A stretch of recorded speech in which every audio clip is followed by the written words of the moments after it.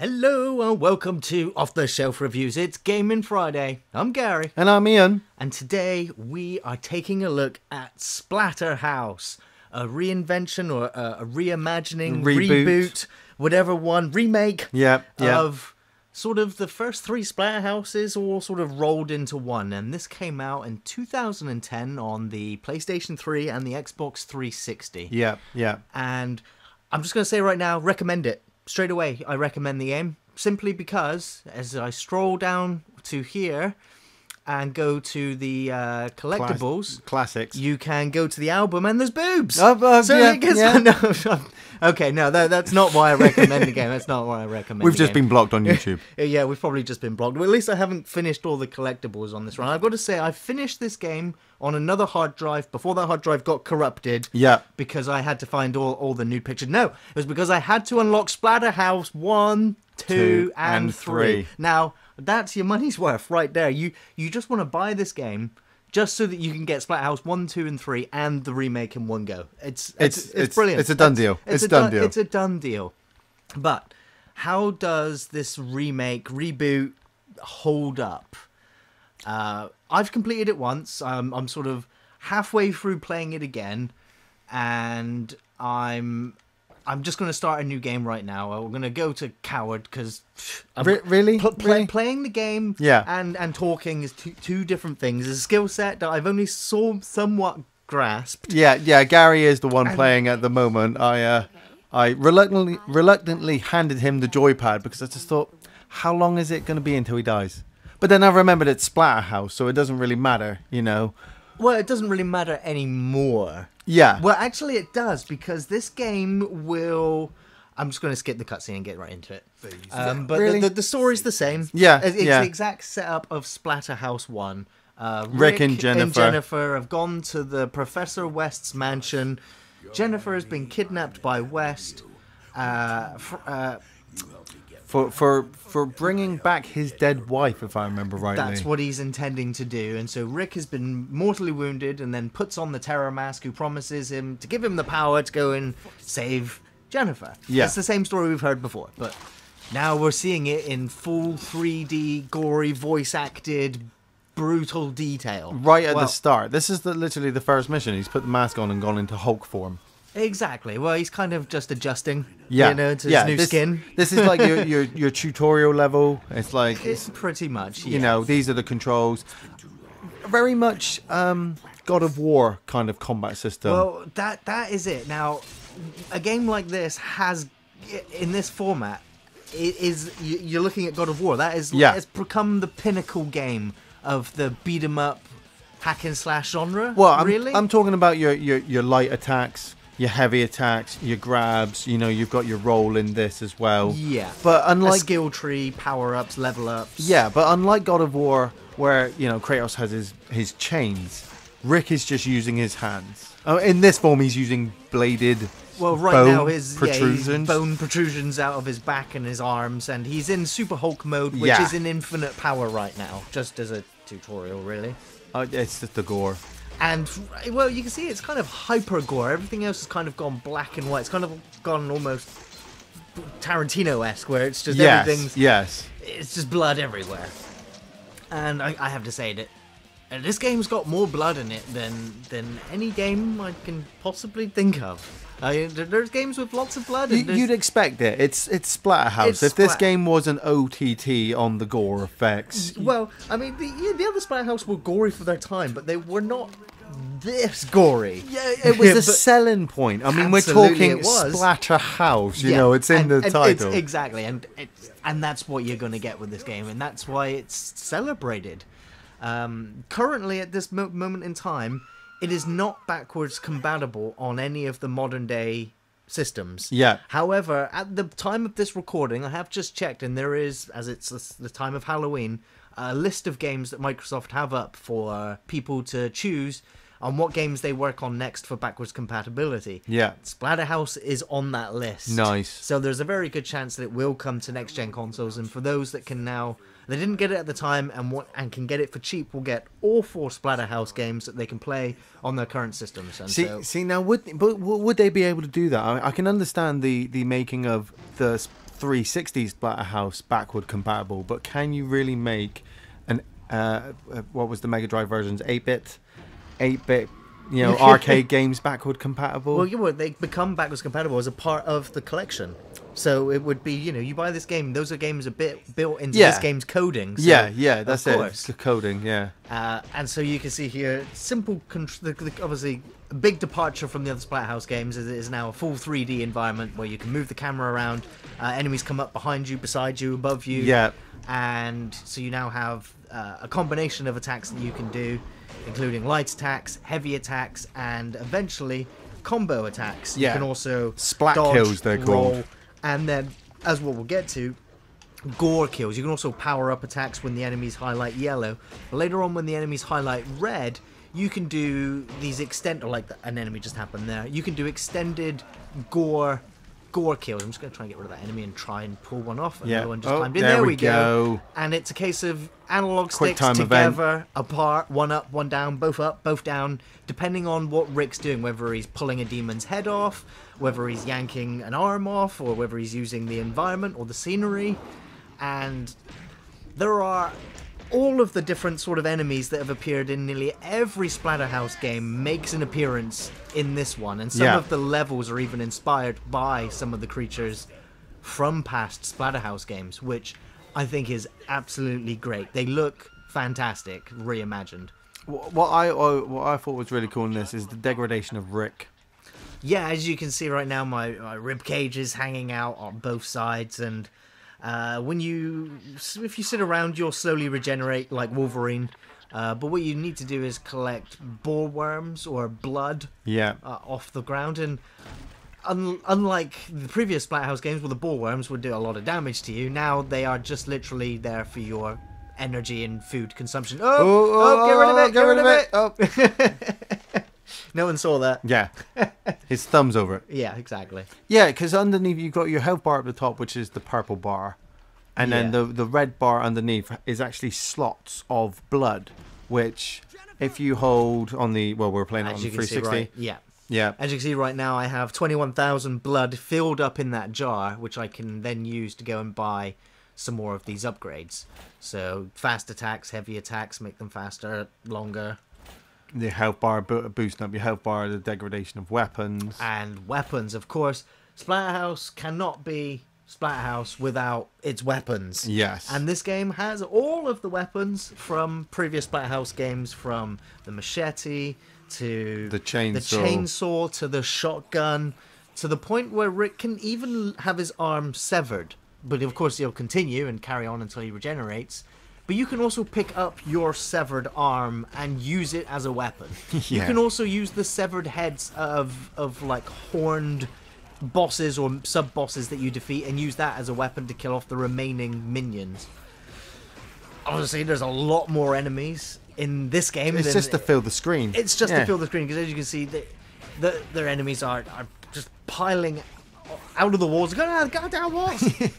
And it does become a bit of a button mash. Press X, press Y, and just keep smashing them. There are rooms where it requires you to sort of grab hold of an enemy and then strategically throw them at certain points, whether you need to throw them in the fire, onto spikes and stuff, whether you need to throw them onto spikes. There is, I mean, beyond just this being gory and disgusting, there are a lot of sort of sex jokes in here. Right. And there's a lot of vulgar language, but fucking A, that's what you want in the game, right? Yeah, That's the companion to Splatterhouse. It really suits the theme. And I have to give huge props to the voice actor. Who voices the Terror Mask in the game. I think his name is like Jonah Cummings or something like that. And he's got like a voice credit of like over 500 titles. Video games, movies, cartoons. Just a great voice actor, and I think he does a great job providing the voice to the Terror Mask in this game. I put him almost on a par with sort of the antagonist, if you will, of the Skull. I think he was called Johnson in Shadows of the Damned, which came out a year after Splatterhouse, which which you played a character who was going into hell essentially to rescue his girlfriend. Is that the game with the giant cock? That's the cannon? game with the boner guns. Yeah, the boner guns. Yeah, and that game is also right now on the backwards compatibility vote list. And so, if you're not going to vote for Splatterhouse, Shadows of the Damned gets my second vote for you to go and have a look at. If you want to go and avenge and rescue your girlfriend from horrible demons in a hellish landscape filled with blood and macabre and... It's definitely good Halloween games. Well, it depends. I mean, you can go for the scare or you can go for the gore. It's one or the other, isn't it? It's the supernatural or it's the human monster. And this game has both. It's the human monster is West, obviously, who is, I think, several thousand years old and is actually a demon anyway. It does come up at some point, I think, in the game where you got to roll right up through there. Dodge the fire? Nope.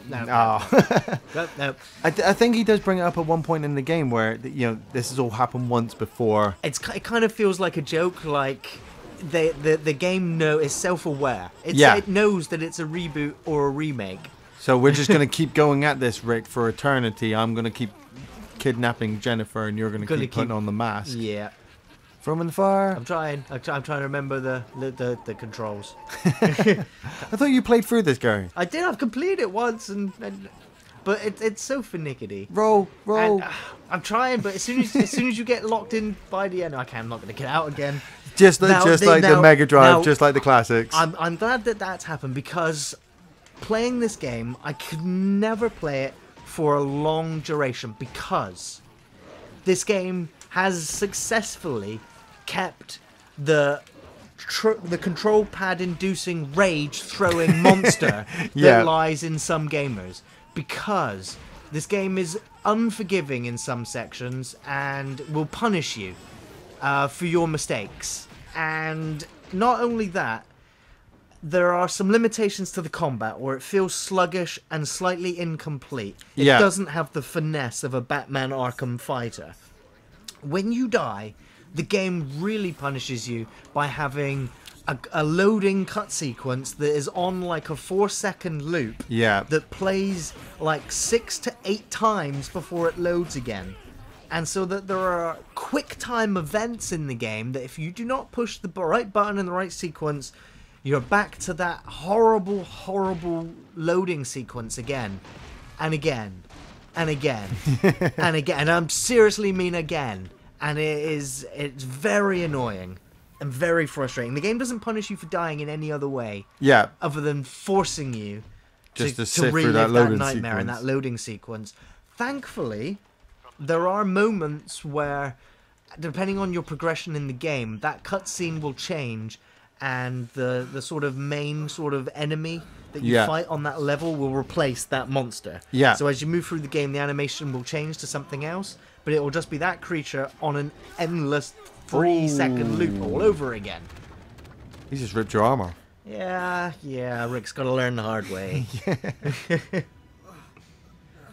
So, obviously, the game has a couple of difficulty levels, unlike previous Splatterhouse games. Obviously, you saw me choose coward, essentially. You can, I'm going to use my own severed arm here. It is advised that you obviously play on a lower difficulty, unlock the power-ups, and then go back. And then go back on the harder difficulties again. And then obviously to go back and collect all of the loot, the collectibles, the nude pictures, and everything else.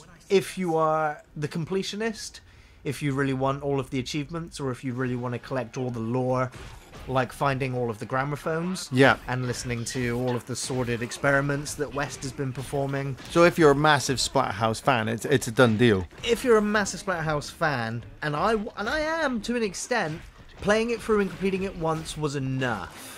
Playing it through then on its harder difficulty, which I did do, and that's where I said a lot of the frustrations came from. I was just like, why did I do that? I shouldn't have done that.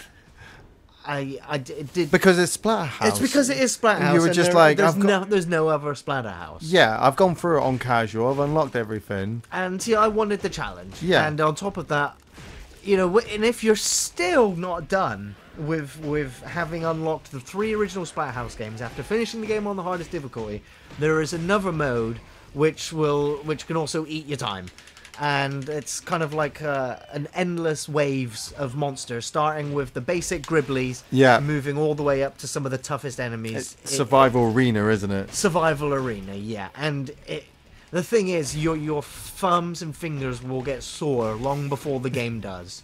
So, that's for the masochists in you that just want to keep tapping buttons and ripping heads off and making things explode. Yes, and that's the core thing. I never got the chance to own the Mega Drive ones. Yeah. But just to have this one and access all to the other three. That like you said, it's just like halfway through this game, you could just stop and go, you know what, I'm going to come back to that. The story's getting good. I mean, chapter a day, I always say. I've been challenging myself here and there, I've got to learn those combos. I'm just going to go back to Splatterhouse 2. Yeah. I'm just going to kick that thing in the eye 5 times and watch it explode. Bit more progress on that. Yeah. Heavy attack smash. I think do I need the tutorial to tell me? I don't know. Yeah. Jump in the air and then press Y. Hey. Hulk smash! Now, there's one thing that this remake does extremely well that I absolutely love it for. Yeah. And that is the moments in the game where it turns into a 2D side-scrolling beat-em-up. Yeah. It's when the camera turns around and it's like, you can only go left or right, enemies are only going to come from the left or the right. And it's that moment where it gives you the machete or the baseball bat weapons again, and you get to smack enemies into the camera. Flying into the camera, those are the moments that you just go, that's Splatterhouse. Or when you recognize enemies, you just like, it reminds you. It makes you nostalgic for those old games. What makes me nostalgic is watching the traps come up. The sliding blades that are coming in and out of the screen. You've got the spikes coming up from the floor, and you're trying to dodge them and kill the enemies, but the ego inside you wants to actually see what happens when the enemies stand on the spikes. Yeah. But you end up getting caught yourself, and too many of them, and you will get brought down. Yes. Because if one of them gets a hit on you, it kind of stuns you for the next person to hit you. That's and so on what I and mean. so forth. You can get absolutely destroyed by the enemies just ganging up on you into a corner, and you can't roll or block out of the way successfully, and before you know it, you're dead. Go fight them all over again. Yeah. But other than that, so long as you power up and collect the blood, and you can level yourself up to avoid some of those catastrophes during the level. What I tend to do is save my power up and usually use my power just as a heal. It's a case of pressing the left trigger and then the B button. Instead of going into Hulk mode. Instead of just going into the Hulk mode, using up the whole power bar just to kill everything. It depends. Later on, there are some enemies in which you're just going to have to do that. But other than that, I tend to save the power up.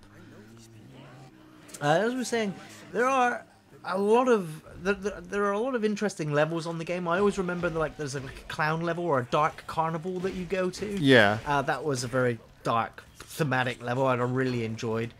And there's some of the brutality that you perform on some of these creatures that, even Rick, I think, starts to feel sorry for some of the pain he's inflicting on them when you grab these guys, or these demons, as they are, and you sit them down on these butt dildos, these electrocuted spiked dildos. Ouch. You sit them on it, strap them to it, and then you singularly send them off to an incinerator.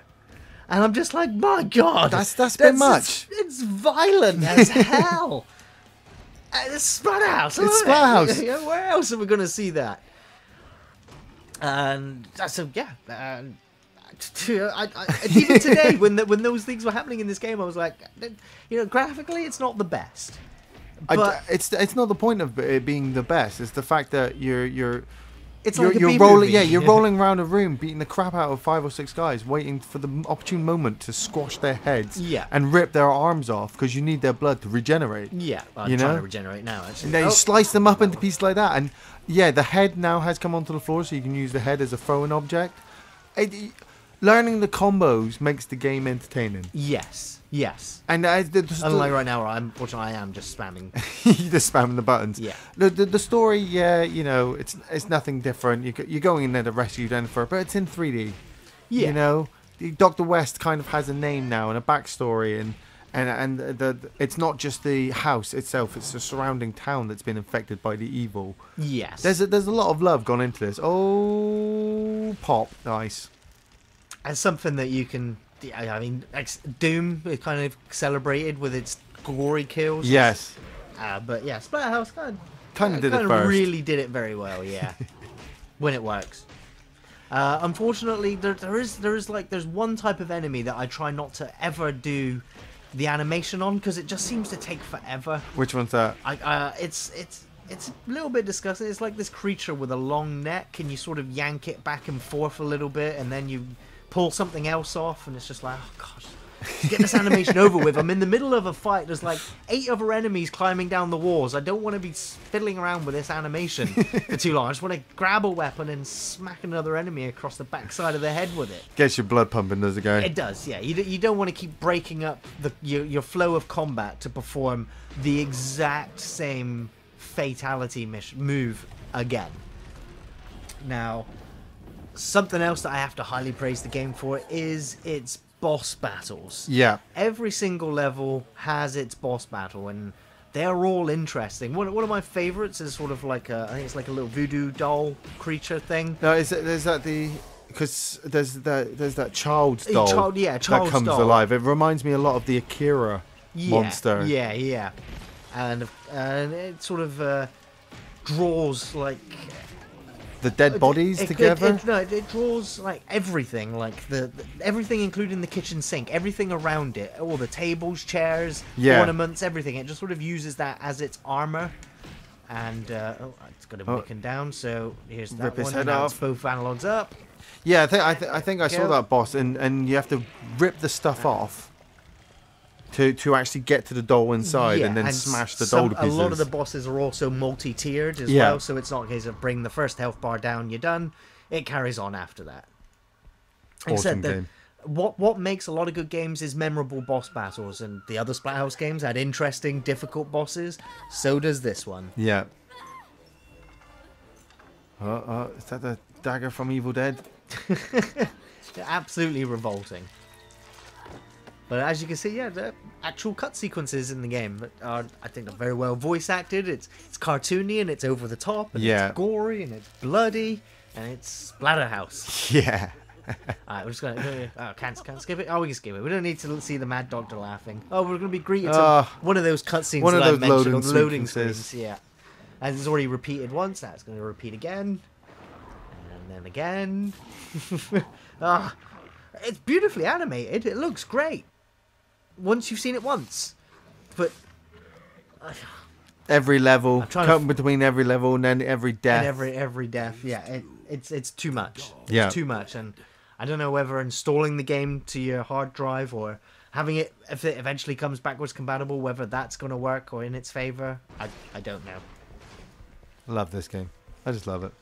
So just like the original games as well, if you had to wait until everything was dead or the level would load before the door would open. Yeah, kill everything. Gotta kill everything. You gotta collect the blood. Even though I said oh shit, I'm nearly dead. Try not to die. Oh, what? Oh, no, I've got full health. There's no power I've got. You go turn him into red, more blood. And then he's back, yeah. Can you open the door now? Thank you. This one of those side-scrolling moments? I don't know. No, I don't know if in the first sort of 30 minutes you'll get to one of those points. I know in here it's just going to be a case of open this, defeat a bunch of enemies. Go in here, open this, defeat a bunch of enemies. Get all the blood. We need the blood to fill up. As I said, there is, the side-scroller moments. There are quite a few instances of those moments in the game, so you're not limited to just doing it the once, which is great because it does add some variety to the game. What it does also add is a ton of, as you mentioned earlier, like swinging blade traps, spike traps, electrocution traps. Yeah. Just like the other Splatterhouse games, you've got to jump and duck and roll and time when to fight, when to roll, when to fight. And it's a little bit stressful. There's a couple of moments that are pad smashingly frustrating because they're sequenced, timed events where like the scenery's falling around you and you've got to shimmy around the side of a falling platform to stand on it whilst that platform's falling towards the next one. You've got to make the jump, but you don't know whether to jump when you're close to it, when you're at the peak of the fall. It just sort of doesn't seem right. And you can even successfully make the jump, Oh. You can even successfully make the jump and sort of fall short, and the game sort of clipping or hit detection just it falls short of itself. And that's why you're like, fucking game! Like, I had it, I pressed it, I was there, you didn't register it, you fucked me. Now I gotta sit through this loading that cutscene and do it again. But that is it for my complaints. Everything else is high praise. Music, voice acting, gameplay, scenery. There's no real puzzles. It is just a hack and slash, and it does fill a good portion of time, and it is enjoyable doing it. I tried. You have to hit the switch. Which switch? That switch. That switch. I tried. There's no button prompt. Oh, there's no I button thought there prompt. would be a problem prompt. They won't come out. One of the eyeballs. There's an eyeball behind you. Yeah, punch eyeballs. Yeah. There we go. Always look for the gore. Yeah, always the gore. Now, did I push them in the right combination? Did I have to push the left one in the right one, or did the left one open a secret? Normally, you do have to do both of them, don't you? Usually, I don't know. Is the other one in a secret area? Did the other one have the missing picture? Nice. Oh no! Look, we do actually get to see some side scrolling. Good old machete. You can't go wrong with a machete. No, and of course it's proportionate to the size of Rick as well. Yeah. So yeah, let's go and hack away at some enemies, old school Splatterhouse style. I like how they scutter in the background, getting ready to come out. Yeah, but it's just like the old Splatterhouse games where the background and foreground was animated. You can just stay here and kill literally every single one of these. We'll make a play for it at some point. If you want to stand around and collect the blood, or you can just be like, I'm out of here. I'm out of here. I mean, that's the main aim, is to get the blood as well. Oh, spike floor. Jumping. Love the spike floor. Nice. Oh, now it's timed. Right, to sprint. Nice. Oh, now you're Dodge roll. over. Oh, and even if you just run into spikes while they're fully up there, he takes damage. Walks into it like... Of course, they're spikes. Oh, and I gotta jump. Oh, exploded. And there we go. It's as easy as that to die. And that's what I mean. You have a health bar, but if the game wants you dead, yeah, you're fucking dead. The one in the environment kills will just destroy you. Yeah. Well, I have high praise for the game. I fully recommend it. It's probably going to become backwards compatible at some point. It's on Microsoft's list, at least. I'm not sure if it'll become backwards compatible on the PlayStation, but you should be able to get this game cheap enough now. It's a classic. It contains the original classic games. Yeah. And so on that account, if you can get it cheap, get all 4 Splatterhouse games and enjoy it, especially over the Halloween period. It's on the list. And if not, go and get Shadows of the Damned. I recommend that one too.